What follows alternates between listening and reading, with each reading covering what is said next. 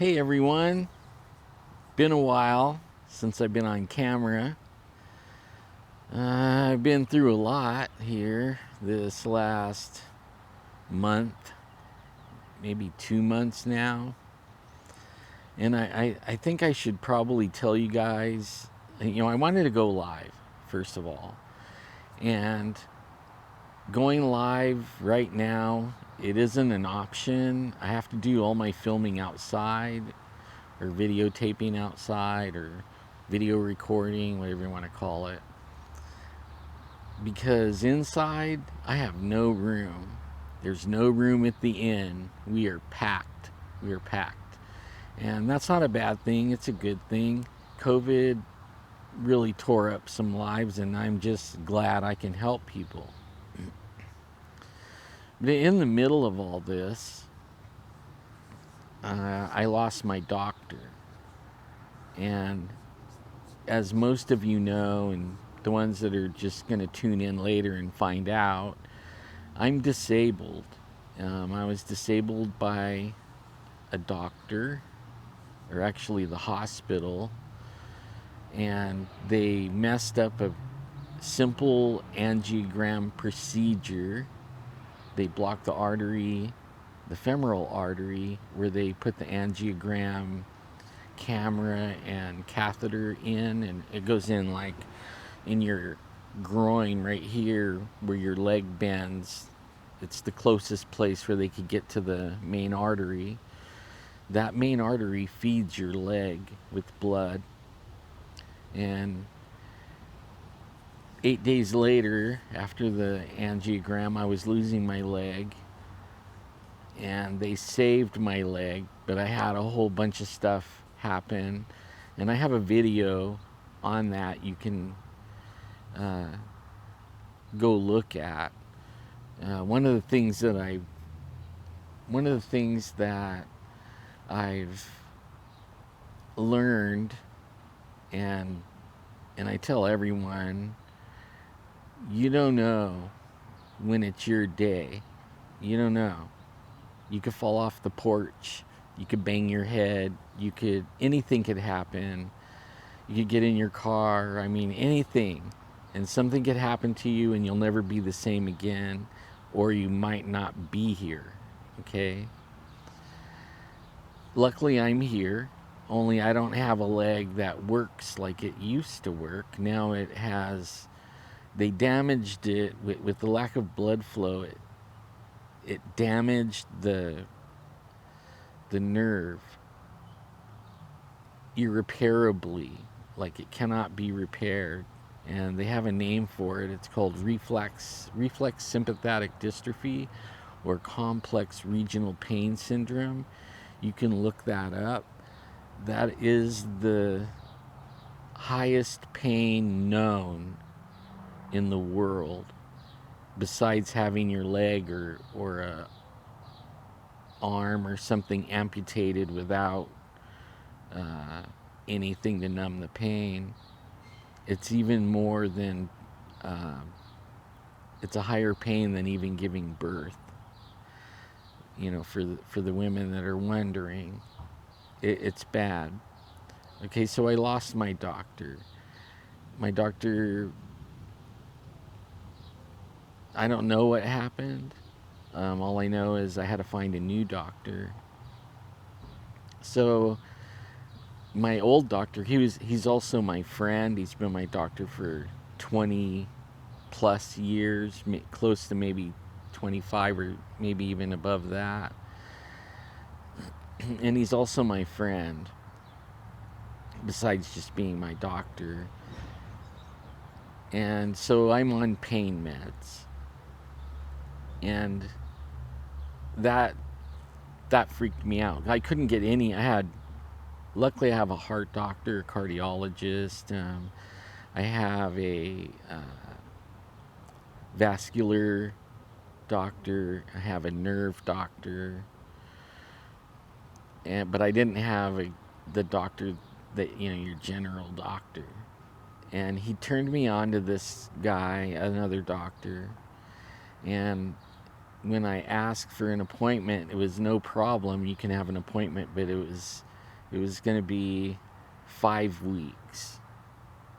So 5 weeks to me means that even though I'm not addicted to pain medication, I am dependent on pain medication.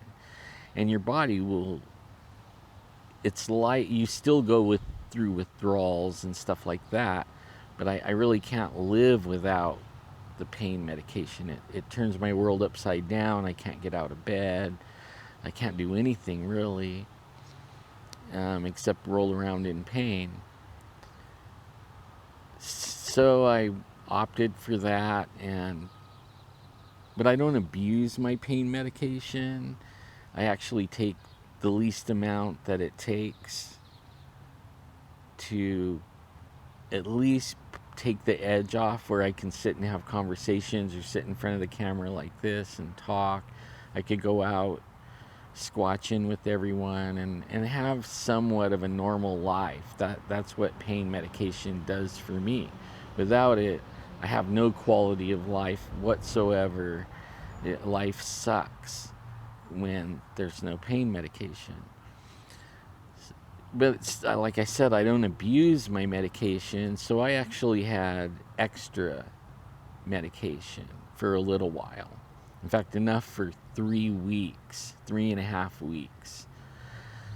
And I almost made it to the appointment time without having the withdrawals from the pain medication. And then when the day finally came, and actually, like when this happened, I was just getting going again on my videos and everything, and then all of a sudden this, and there was no way I was doing any videos. But the day came when it was time to see the doctor, and I got in there, and now I am in the middle of the withdrawals. I'm like in the first week or so of withdrawals, which is the worst. It's the worst time. Is the first probably 2 or 3 weeks is the hardest on, when you have this happen. So when I went in there, I was in full-blown pain and suffering and withdrawing and everything that comes with that.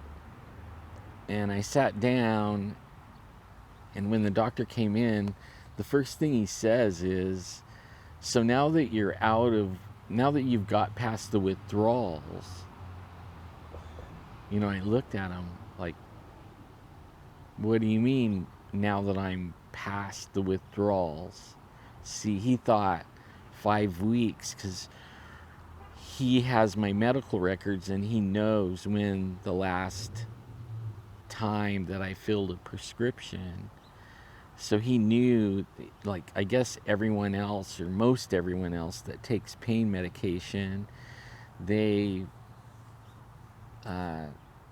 when it's the day to get the prescription refilled, they only have 1 or 2 left and they need a prescription filled, and I'm not like that. If I can skip, if I'm doing okay and I don't need some, I don't take it. So I told him that, and he just looked at me like he didn't believe me. So, they put me through all these tests and everything, and he says he can cure RSD. I'm not so sure about that. I stay up on my game. I am always looking for a cure for RSD, but there is no cure for RSD, and there never has been since the world. They've known about RSD since World War I, or the Civil War. And there's never been a cure, and there still isn't a cure as far as I know. But he says he's cured people. And the only way you really can cure someone is catch it in the first 6 months. Then you can put it in remission. You don't really cure it. You just put it to sleep. And it can wake up at any time in your lifetime. And, you're in full-blown, highest pain known. in the world. So I was interested about, what he's got on this healing thing. And we chatted about it. It all came down to my back, which I've had MRIs and nerve conduction tests and so many of them that I told him I don't want any more nerve conduction tests. He can go back and look at the old ones because it's only going to be worse now than it was then. He says, well, we need some new MRIs, make sure that, just to see where I'm at, because he's sure that it's coming from my back. And I do have a bad back, and I have sciatica on top of all of this. But I had RSD way before my back became a problem.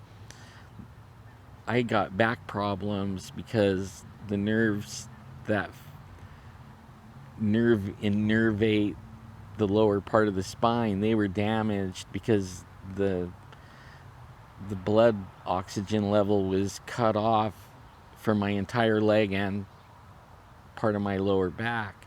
So the bones and the nerves are all jacked up, and it's causing disc bulging, and it's all really low. And I was showing him after the MRI that I just got this week, the results. They did the entire spine because of, they think the entire spine is involved. Come to find out, my spine is perfect, all the way down to where the damage starts. I mean, absolutely perfect, pristine even is the word he used. So I was like glad to hear that, but now he's talking about back surgery, and he doesn't know. Maybe I should find the records, but I've been sent to get back surgery 10 times, and every single time that I was sent there by the nerve doctor to this spine guy that does the surgery at the hospital, they would look at the MRIs. They would come in, they would tell me it's not your back. They don't know what these people are talking about. After the 10th one, the top guy, surgeon, sat me down and told me he's going to write down in my chart that no more. We're not playing games. This is wasting a lot of money. You come in here for surgery. There's no reason to do surgery, so, you're out. Okay, all that said,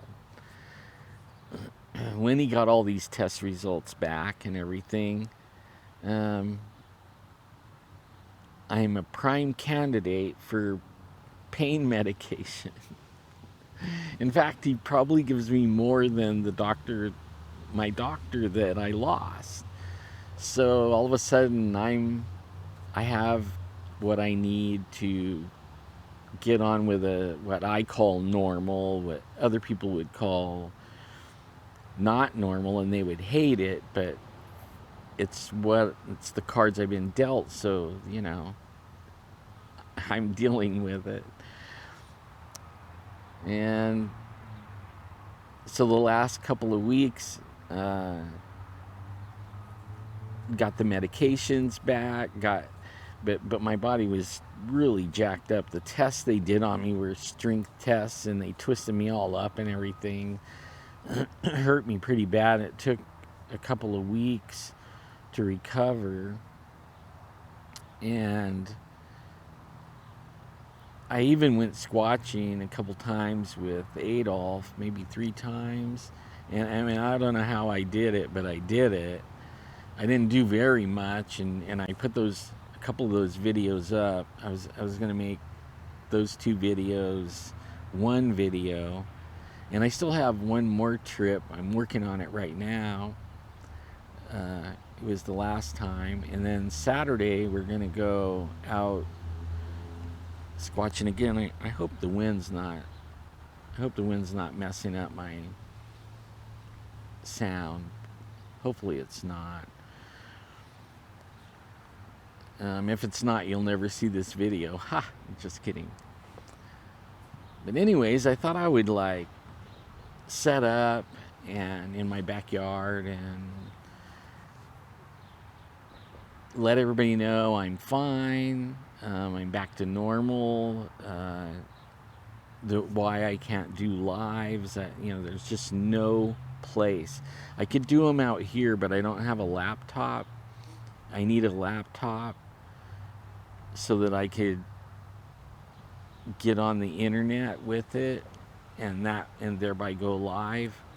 I thought about bringing my main computer out here, but then I need to bring a monitor and all this stuff, and it would take me probably 4 hours, a couple hours setting up, and a couple hours taking it all down and putting it away, and it's just not worth it to do all that work for maybe an hour, a half hour, or 2 hours, whatever. When it takes like 4 hours to set up and take down for a 1 or 2 hour video, it's just not worth it. Even though I really like going live a lot. And I miss chatting with everyone so bad. And I wished I could have went live in the middle of all this, but there is no way that I could even I would be like Joe Biden, you can't even put 2 words together because you can't even think straight long enough to stay on topic. I would mostly be complaining and fidgeting around trying to get comfortable. So it wasn't in the cards, but today, it's like a rainy day and it's beautiful out here, like probably 68 degrees. There is a little bit of a breeze that might be messing with my microphone, but it is what it is. I thought it was time to say hello to everyone and let you see me so I'm like okay, and I didn't go anywhere really. I just fell into a bummer. Yeah, and everything's good. I mean, next week we start shooting some TV shows I'll be shooting I'm like in charge of Jeffrey's cameras. So I'm like the main camera guy. I don't know what you call that. They have a name for it. I can't remember what it is. It's been so long since I did anything like that. But so next week we start shooting those. I'm good to do that. Soon as I can go live, if I can come across a laptop somehow, or buy a laptop somehow, I'm kind of worried about that part. I want you guys to know, if you haven't bought silver, you better buy some silver. I mean, real silver. Like, go down to your pawn shops, coin shops, whatever, and buy some silver. Get some money out of the bank. Load up on food. You load up on food. Everything's going to go bad, okay? It's going to get worse. And I'm sure you guys already are seeing the store shelves.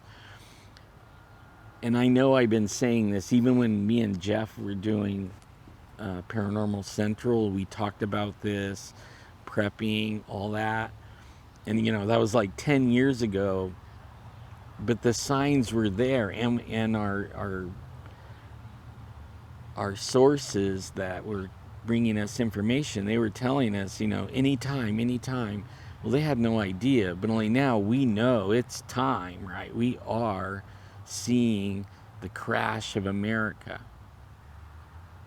So don't be caught messed up. I mean, that's why my house is full, is I'm taking care of everybody that already has been washed up and smashed to the rocks from COVID and what it did to everything. Businesses closing, rents going too high.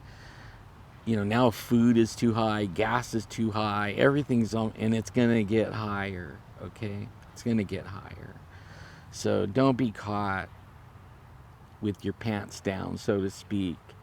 Get some supplies, start stocking up, get some water.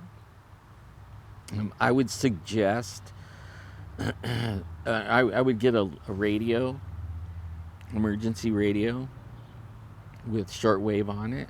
Make sure you have that, because if the internet and everything goes down, which looks like it's going to, you can get on the shortwave and you can hear people, they can broadcast worldwide on shortwave, so you'll be able to at least have ears to hear if anyone is, broadcasting. And I'm sure there will be things like, maybe there'll be places where they're giving away food, but if you don't have internet, TV, radio stations are going to be out. If everything's out, you'll never know, and it'll go by and you won't even be able to do those things. So get one. Now that I got that out of the way, I wanted to really say that, like, silver, food, water, the radio, like, make sure that you have these things, because I don't want anyone to be caught in a bad way, or not ready or not prepared. And I know it's real expensive. Believe me, I don't make a lot of money. I'm on a Social Security, and probably the lowest Social Security you can get, because I got disabled so early in my life at 40 years old, and I wasn't able to pay into until you're 70 or what. So, if the average person makes 12 to 1500, 1700 a month, I'm making the barely minimum that you can get, because I missed 30 years of paying into it, because I'm not paying into it now. But what I do get is from what I paid into. It's called SSDI, which is Social Security Disability Insurance, and that's what you pay into. Then there's SSI. That's for people that they didn't pay into it and they become disabled, and it's like the welfare of Social Security. The other one is insurance. That's what you paid into, you bought for. But I make the lowest amount that you can make on it. In fact, I make so low on it that I actually get SSI, but not very much, right? Like $50 or something like that, because they have to bring me up to the level at least of what SSI pays. So, all that said, laptops are almost out of my price range, and with the supply chain being broken like it is, if you have a broken car or you need electronics or something like that, or things, you better get them now, because soon we're not going to be able to get them. And I don't know for how long that's going to be. That's going to be including laptops. They're not going to be available. So right now they're pretty reasonable in the price, except for soon there won't be any. It's like when I go to the store now and coffee creamer, the whole thing is gone. There's a lot of things in the store that is empty shelves, and I hear from my sources that these empty shelves, a lot of the things, when the supply chain is restored, we're not going to see some products come back ever, because they go out of business. So, that's where we're at. So I don't expect getting a laptop anytime soon, unless you guys help me out to get one. If you want to see me that on live, but that's up to you guys, and I'm not begging or anything. I'm just saying, if I'm going to get one, that's probably the only way I'm going to get one. And I don't, if you guys do put money towards it, and I do have money to put towards it, maybe a couple $100, but that would be all I have. And I looked at buying a used one, but only the it won't run today's video. Like the gear I run is too advanced for some of the older laptops. So I need more like a gaming laptop, something that has some horsepower to it that can handle uh, doing what I do. I mean, I can scale it all back and probably make it work, but it'll look like crap. And I don't want. I'm not backwards. I go forward. Always. I go forward. Now, let's talk Bigfoot. Like this last video that I put up, did you see all the footprints? There was little ones, there was bigger ones. Some of them were bigger than my boot. And it looked like that they were playing right there. Going around in circles and jumping and doing all kinds of stuff. Long jumps too. Like I couldn't document it good enough. I was still physically pretty messed up. Only I knew I wanted to go so bad and get out, anything to escape what I was living through at that point. So I didn't document it as good as I could, and I didn't take as much video as I normally do. Actually, all 3 videos. I'm going to put some video with this video that I'm doing right now.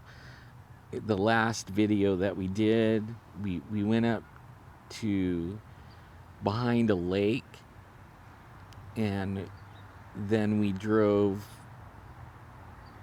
to a different lake, and we went there, different whole, I don't know, 20-30 miles. There's 2 rivers, 2 lakes, 2 different ones, and I live in the middle of them.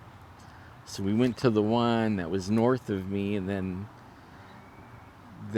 we spent a little time out there. I flew the drone, which I was dying to do, and I'll put a little video of that, a little clip, and then we went to the next river. And one of the things that I think is affecting the Sasquatch or Bigfoot or whatever you want to call them is that we had fires last year and the year before. It burned everything. The forest is burned. I'll be bringing some of that this summer. We're going to go document that a little better and see if there's any sign of Bigfoot in there. We're also going to do Memorial Day, so I'll have some Memorial Day footage coming. That'll be Jeff and Danny and Christian, Jeff's son, and maybe 1 or 2 other people that want to go squatching with us. We keep it kind of small on that. After that, during the summer, we take people up all the time, and it could be groups, but on Memorial Day, it's like a special day because nobody ever goes in there all winter, and then it's the prime time to go in there, and the Sasquatch are usually in there, and they usually mess with us and push trees over, and all kinds of stuff happens, and it's fun. And if you bring too many people, they don't leave, but they tend to stay away. So I'm looking forward to that and bringing you guys that. And okay, so then the fires, and then we have drought, pretty bad. I mean, when you see the video, you'll see what I mean. The lakes aren't full all the way, and they should be overflowing right now, but they're not. And the rivers are looking they look like the end of the summer. And this is the time when it should be flowing like mad. And if I can find some other videos showing better years of what the flow looks like, I'll try and put those together for comparison so you can see what I'm talking about on how really bad the water is how bad we're in the drought in California. So be looking for that. I'll probably, uh, well, I was gonna say it'll take me a couple of days, but only a couple of days is when this is gonna come out too. And Saturday I am gonna go out with Adolf, and we're gonna go out with Adolf, and I think, which is gonna be a treat for me. It's gonna be Cryptid 559. He's gonna go with us, and I don't really know where we're going, but I don't care. I'm just gonna be getting out, and I'm looking forward to it. And that's day after tomorrow. Today's Thursday, so tomorrow I'll be charging all my batteries, the drone, everything. I'm taking it all, and I'm looking forward to it. And maybe I can. I really, one of these days, I'm going to sit down, and I know Adolf's going to hear this because he'll watch it. And one day I want to sit down with Adolf and maybe Ken and talk about where they are now with the aliens since 10/11/02 at Courtright. And I don't care where we sit down. Maybe we'll sit down by a river or something like that, and just see where they're at now. And that's something I want to do this summer. And just chat with them. I would love to do it live, but probably no way to do that unless we go somewhere where there's Wi-Fi and we're indoors. And I don't want to do it indoors. I like outdoors. But normally when you're way outdoors, you need cell phone technology or Wi-Fi from someone. Yeah, see, now I was able to go live out here. And what I did was there was an app that I could put on my cell phone. And what it did was it shut the cameras off on the cell phone, and I was able to plug my camera that I'm talking to right now into my cell phone, and then through that app I was able to go live. And I did it a bunch of times. One time I sat out here in IR, infrared, and I did it live, and it was so fun. Only my phone they updated my phone to Android 10, and Google, for some reason, changed all the settings on what they were allowing. So that app doesn't work with anything Android 10 or 11. I heard it could possibly work on Android 12. I am looking to upgrade my phone. My phone's pretty old now, even though it doesn't seem like it, that I've had it that long, but it's a good 3 years old. So I thought about me and the wife upgrading our phones. If I do that, excuse me, I'm going to try to go live, with it. And I tried to go live the other day, and I saw some of you guys seen it. It was camera bars, color bars, what we call color bars. It was called color bars, and that was that was actually the app. The color bars were the app. So the app was going through. It just won't let my camera go through the app. And it's something to do with Google. There's no workaround. I tried and tried and tried. I spent so much time doing it that I wore myself out. And I was actually going to try to do what I'm doing right now and put that video up the same day, but I have limitations, and all the time I set the bar for me real high, and I try my best to reach my goals, and a lot of times I never do reach the goals. And a long time ago I used to get real that would upset me quite a bit and put me in a little funk, because I never could do what I wanted to do. That's how I told myself. But what I learned over the years has been like 22 years now with RSD and being disabled. I learned that I can't dwell on what I can't do. I got to dwell on what I can do. So I'll do as much as I can, and then I'm happy with that, because the alternative would have been no meds and messed up and laying in bed and not able to do anything, right? So I'm real happy that at least I'm able to keep on going. I'm nowhere near death, okay? Like, you guys can put that out of your head. I'm nowhere even close. But I am disabled, okay? And I know it's frustrating to everyone, because I'll say something I'm going to do and then I don't do it. And it lets everyone down, but everyone has to realize the person that gets let down the most is me. I set that bar, I set that goal, and I didn't make it. And I could either go, into depression because I didn't make it, or I could just say, okay, I did the best I could, and next time I'm going to do a little bit more, or maybe I'll complete the goal that I set. But I'm always going to set the goal probably more than what I can do, and really try to meet that goal. That's just me. I never was a sit around guy. I've been all over the world.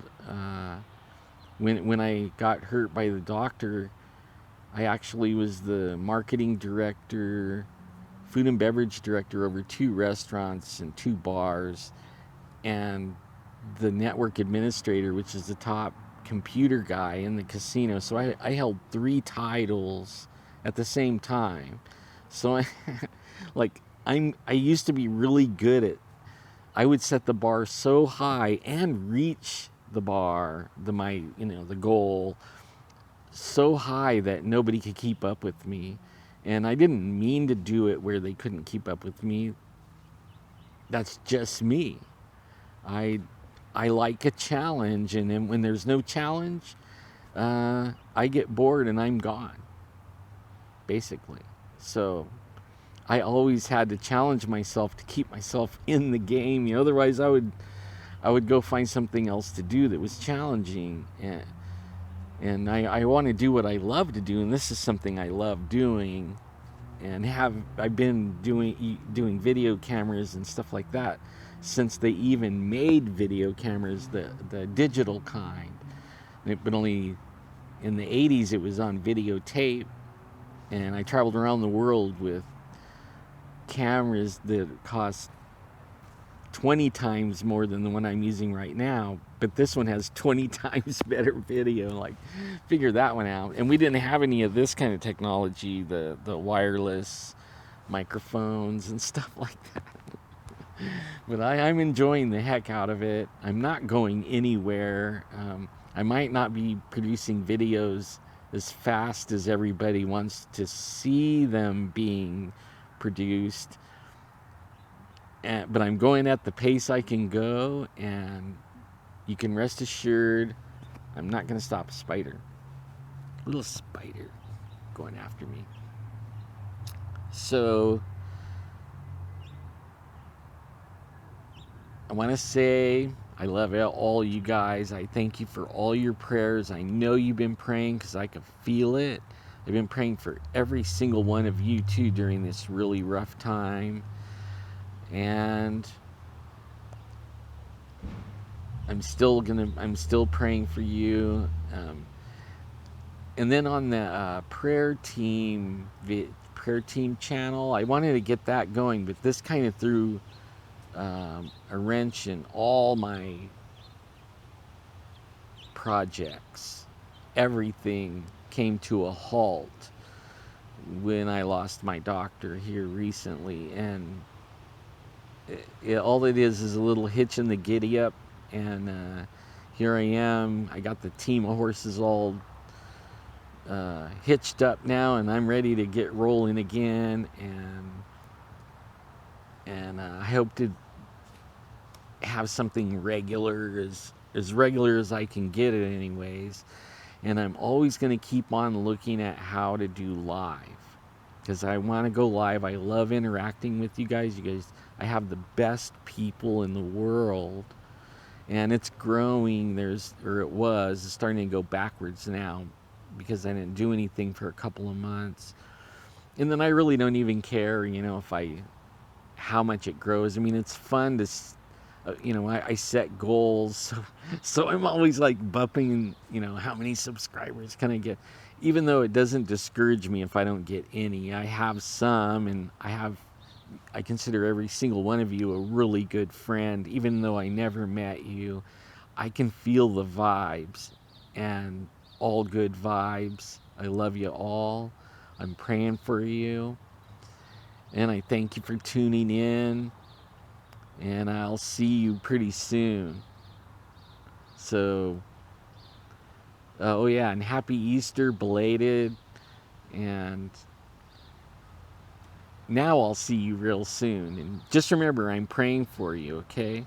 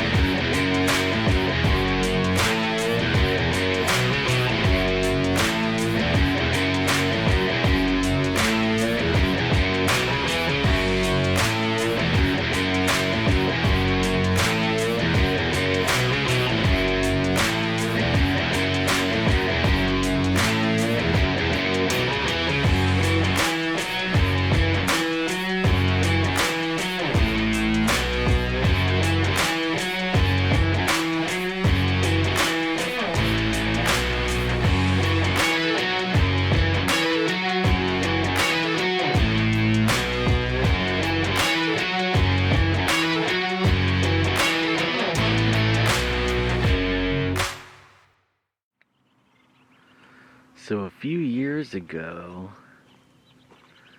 got a report of a 14-foot Bigfoot dragging a cow up this hill, up and over it.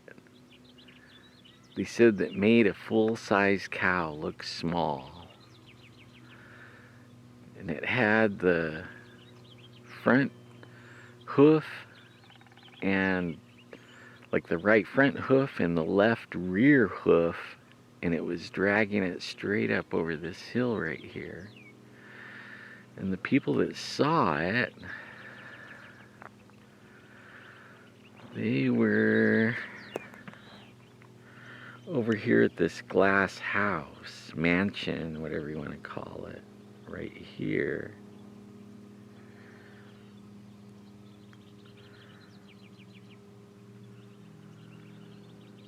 They They were sitting right about right there by that apartment back behind it. And that house, the people that own it, or owned it at the time, I heard they sold it right after the Bigfoot started smacking their house. After they saw it, it started smacking that apartment right there. And the caretaker lives in that apartment. And it started smacking it. We found tracks all over the place over there, big tracks. And then Labor Day, same year, there's a boat ramp over here. And somewhere right over here on this sandbar, see, there's the boat ramp area. Somewhere right over here, there's a Bigfoot, and they thought it was a bear, and everybody started running over to see it, and it was drinking the water. And all of a sudden it stood up, and then they all started running, monster, monster, and it took off up that canyon and went that way, disappeared. And it was a big one too. On Labor Day, lots of people out here. See, this lake should be full, but because of the lack of snowpack, it's not quite full right now. It's fuller than I thought it would be, but not quite full.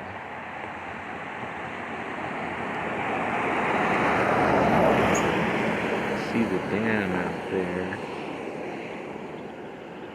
And the tabletops in the distance. Whoops. Wrong way. Tabletops.